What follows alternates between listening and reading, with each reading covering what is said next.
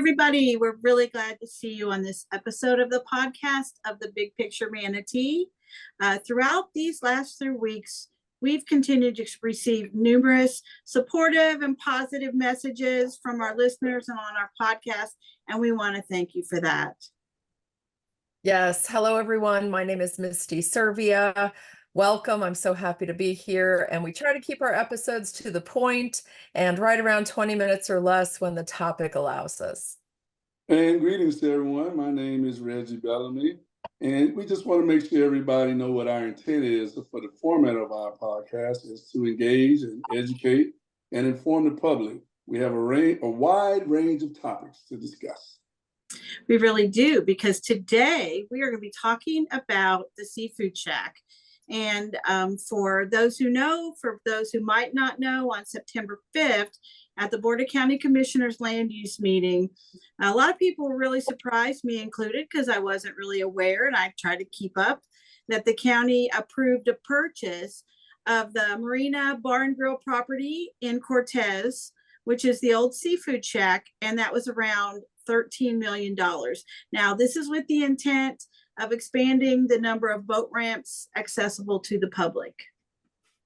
You know, and this property is interesting. So it contains 7 upland parcels or 5.9 acres and 2 submerged land leases. And those are about 2.9 acres for 8.8 acres.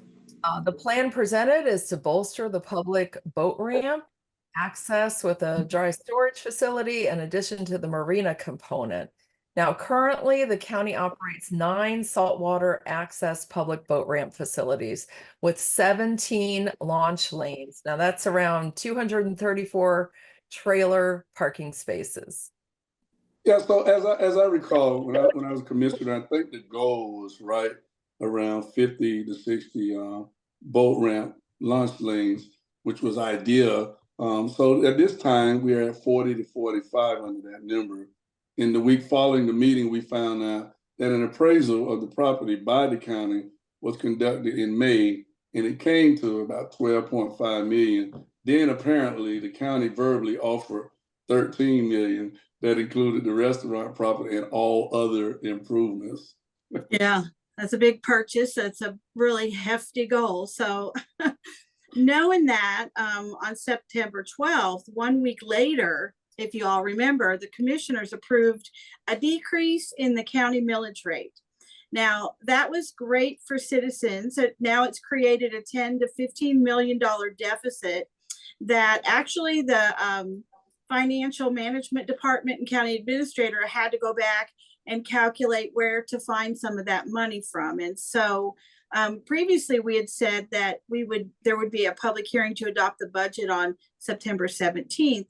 But that didn't happen. All those meetings were canceled this past week, and the budget to meeting adoption, the formal public hearing is actually on Tuesday, September 24th. So if that date is passed once this show airs, what we want you to know is that $13 million that Reggie just mentioned is scheduled to basically come from the general fund of the county, also from building and capital projects, and from another interesting area, which is the administration center's new parking garage project.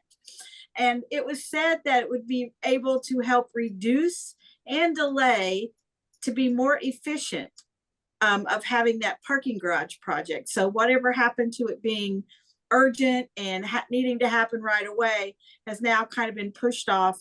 And this will also be another source of the funding possibly for this purchase. And so now we don't know what happens with the parking garage.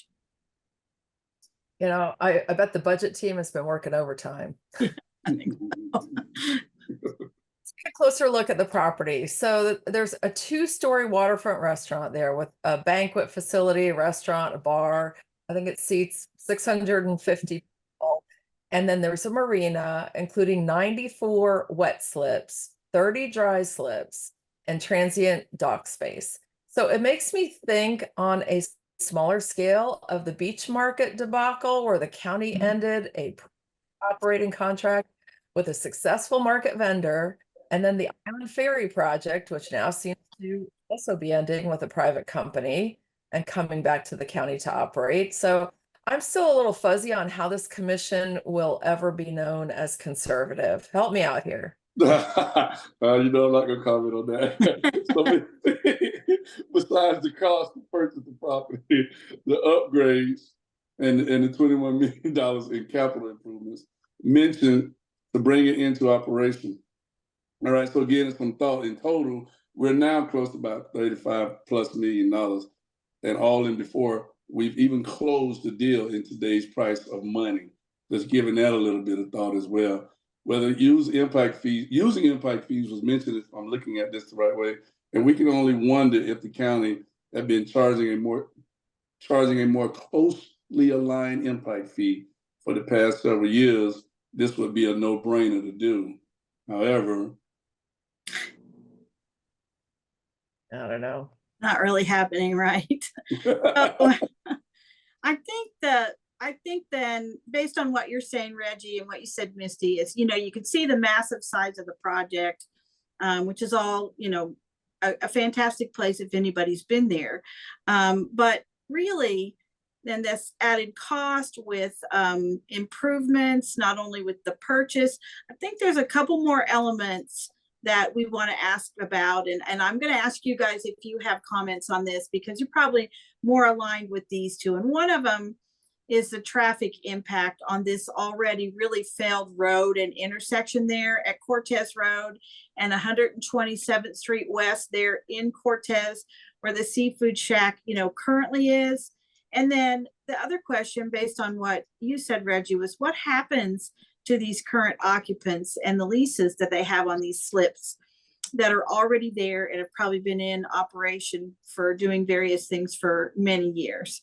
So I don't know, Misty, it may be that, as I recall, this particular area might be a little bit closer to where your old district was. So I wonder, especially with your coordination with the MPO and FDOT, like what you think these traffic challenges might be and what the improvements might have to be.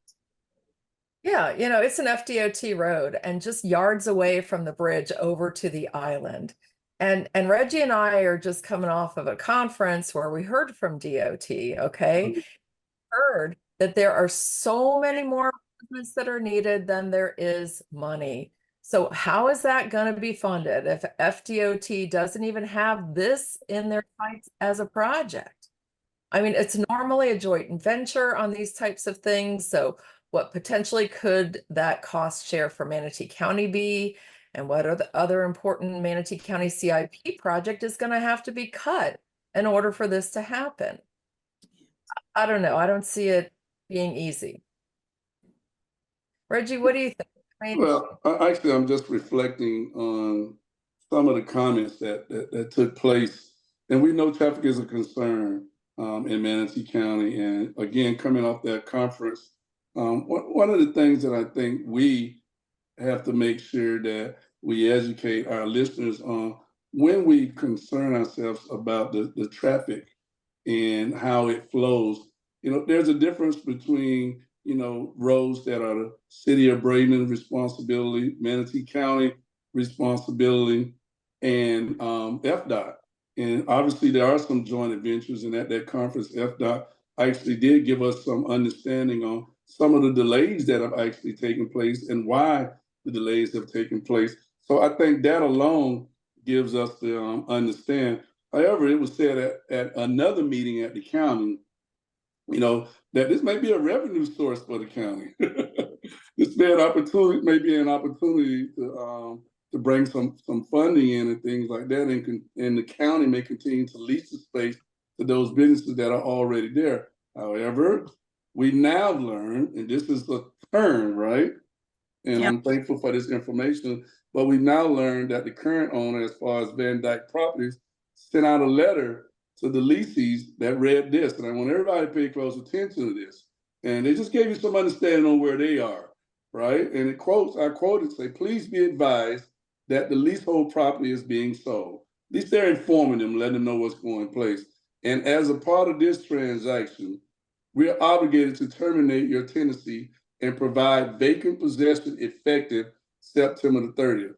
Okay, that's a lot going on right there, knowing that, we're at the end of September right now, maybe 7 to 10 days away. Okay, so when the commission said we're not looking to put anyone out of work, is that what they really meant or intended? Because if that's the case, it seems like there's some misleading or some information out there that may need to be interpreted a little bit different. Yeah. These kinds of ventures or public-private partnerships are so hard to put together, especially timing wise. And when I learned that the county had actually gone out and gotten appraisal in May on this property, and yet nobody's really hearing about it until late, until the first week of September, right before the budget's being adopted.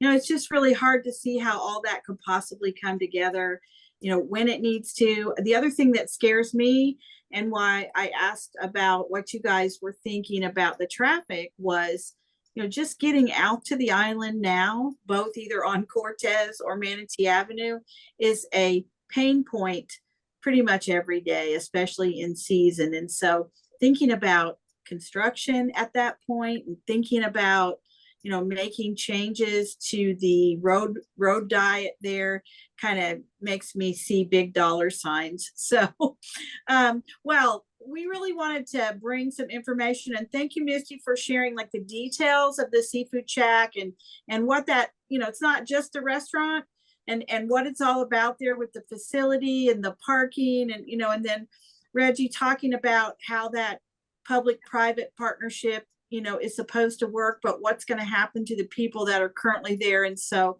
this we wanted to make sure that you all were aware of, because again, once this moves forward, that project will need to be put in the capital improvement plan. And if you were planning on a project similar to happen in your area, who knows, it might have to get delayed or cut. So as usual, we're going to stay on top of this project. We're going to stay on top of cost and results about where it stands. And that's all for today from this particular subject from us. So don't forget to subscribe, like, and share our episodes by using the YouTube channel, The Big Picture Manatee, many other ways that you can share with us. And thank you for watching. We appreciate it.